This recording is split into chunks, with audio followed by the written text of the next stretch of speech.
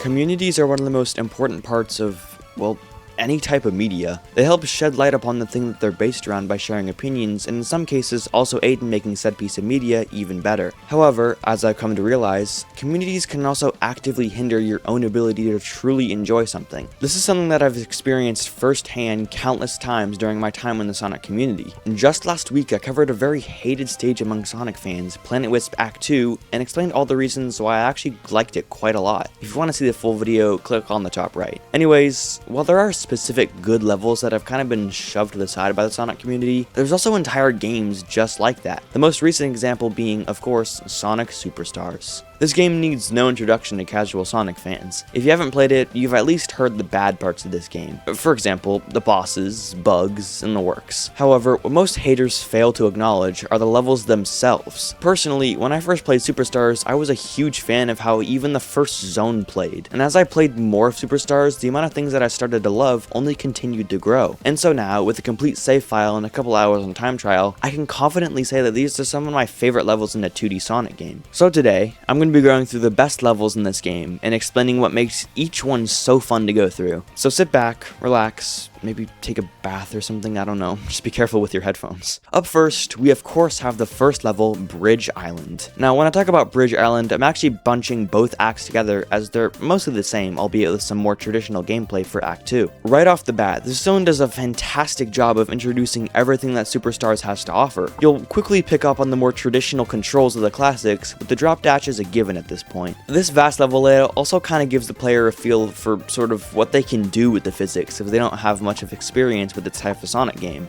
Speaking of vast, this level is very, and I mean very, open with its level design. It almost feels like a natural evolution of Green Hill, and not only with the setting. This level feels fast, open, and very much like it took heavy inspiration from the design philosophies of Green Hill. But as this is an evolution, Superstars also introduces its own concepts that make it stand out, the most notable example being the Emerald powers. Bridge Island specifically has multiple spots for different Emerald powers, and it acts as sort of a sandbox to test the different abilities in an actual scenario. You've also got these little stone slopes that, while automated, don't last that long and act as a rest spot for the player during intense runs. And intense running you'll be doing across both of these acts. While both of these stages are short, less than 50 seconds each, they both make up for this little playtime with plenty for the player to engage with. Every second of gameplay, there's constant player input that's required to get the best time, with very little time to take everything in. As such, these automated slopes are great when you're blasting through sections with not much time to react to what's coming next. Something else that's very present in not only Bridge Island, but also every other level in this video is slope jumping. You all know what it is, but in Superstars, it's literally everywhere, and Bridge Island is no exception. In Act 2, a 30-second level, mind you, I counted 5 slope jumps. Do you know how insane that is? On average, that's one slope jump every 6 seconds. These jumps also feel insanely fun to pull off and allow for decent amounts of level design to be skipped. Another way to skip some level design is to badnik bounce. Like every other classic game, this is a major tech. However, while these may be few in Bridge Island, they are far from useless. The most notable example is in Act 2, where if you jump just right off this slight incline in terrain,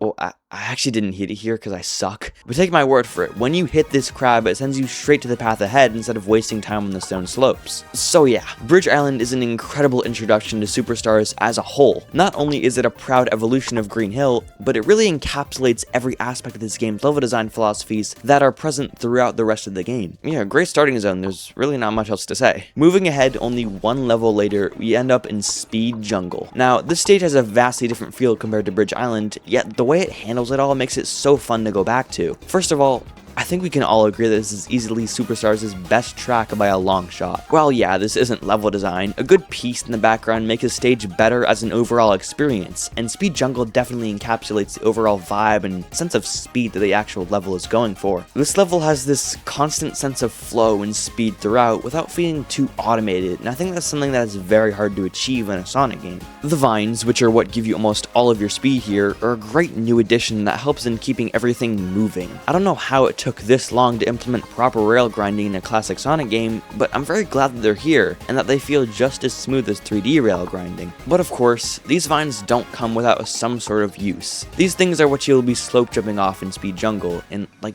do I even need to explain why this is cool? This, when paired with your guaranteed speed, leads to Sonic being in the air for honestly probably longer than he's on the ground. But soaring in the air leads right into the other big gimmick of Speed Jungle, the branches. I don't really care about these too much, to be honest. They're kind of just there for me. Their whole thing is that they fling you into the air, granting you lots of height. However, this comes at the cost of all of your speed, because obviously you're not just going to keep soaring after grabbing onto something. While this would be a pace breaker and definitely can be, I usually don't see that side of the mechanic in my playthroughs. On a typical run, I usually only need to use 2 of these, and they both help me reach higher pathways that I wouldn't have been able to get to otherwise. Not much else to say. I think it's a pretty neat dual-purpose gimmick. That's the other thing about Speed Jungle. While it might hand you speed on the platter, it is constantly trying to take away that speed from you. Whether it be the branches, or a sudden ledge that needs to be reacted to accordingly, keeping your speed can definitely be a challenge here, and as a boost gameplay enthusiast, this is something that I like a lot about Act 1. And of course, there's some nice spectacle at the very end, with these missiles chasing you on the vine before Sonic barrels to the goal. All this comes together and creates one of the most high-octane yet reactionary levels in all of classic Sonic, and I really dig it. It's really cool. Again, jumping forward only one zone later, we've got Sky Temple. Now, from a first playthrough especially, one of the first things you'll take note of is its length. This is easily one of the longest stages in Superstars, with even skilled runs taking up to 3+ minutes. Now, this isn't anything new for classic Sonic. There's handfuls of levels from the first order games that easily dip into this territory. However, what makes Sky Temple different from all these levels is that it's actually good. Now, don't get me wrong, I'm by no means saying that stages like Metropolis or Death Egg are bad stages, but I kinda want to. However, these other levels all seem to have a common problem.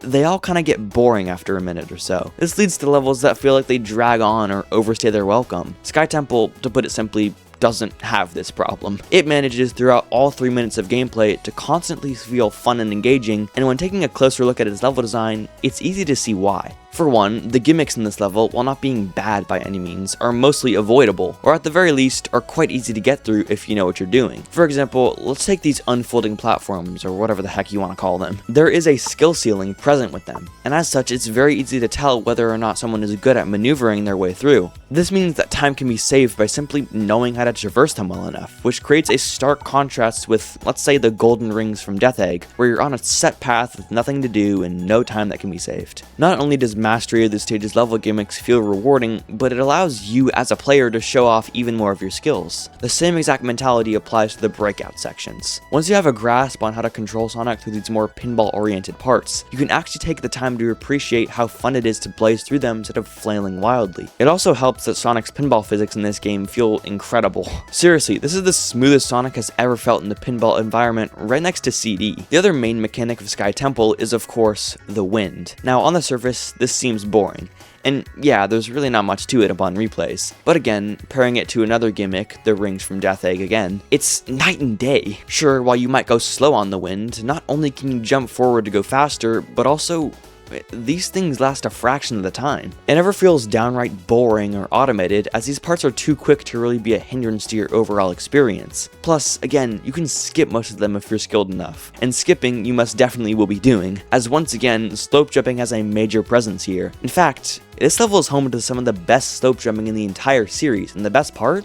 They're back to back! Are you seeing this right now? It looks gorgeous. However, what actually makes these slope jumps interesting is that they're actually not that easy to pull off. Whether that be intentionally or just the result of this game being, well, not the most polished for lack of better terms, I guess. These jumps aren't a given, and pairing this with your speed going into the inclines, it's pretty tough to react in time to clear this large chunk of platforming. But when you do, it just feels euphoric, dude. There's also one immediately after this, what do you even call this? The far away section, I guess? That you can use to reach the top of the platforming section and just skip over it. This is, again, why I love Sky Temple, because it rewards the player for thinking outside the box and using what the level gives them as ways to test their physics. The final section is pretty decent. I think in terms of the level's environment, it fits very well. You're basically just platforming through a tornado while the platforms in front of you are constantly moving up and down. It reminds me a lot of Crisis City Act 1, which is what I'm sure the level designers took heavy inspiration from. But it feels so much nicer to have a Sonic that is more easily controllable when going through here, and even though I struggle a bit during during my footage, it's actually quite easy to traverse, all things considered. It's a nice break from the action, if you will, but it's still got this certain intensity to it, which is a pretty great way to end off the stage. Overall, I think Sky Temple's got a lot to like about it. It has that sense of speed while still asking something from the player in order to retain this speed, usually done by being creative with Sonic's physics. Something I've noticed with these first 3 zones is that they actually resemble the first 3 numerical Sonic titles with 1, 2, and 3 Knuckles with their respective level design philosophies. Bridge Island acts as Green Hill with its open level design and sandbox nature, Speed Jungle takes the high-speed action present in Sonic 2 and adds some reactionary bits, while Sky Temple acts as a sort of mix of the two, with a longer level and more emphasis on exploration. It's such a cool thing to realize and makes you appreciate how much care went in the levels in themselves. But anyways, on to the next one. Jumping ahead a couple of zones, we end up in Sand Sanctuary.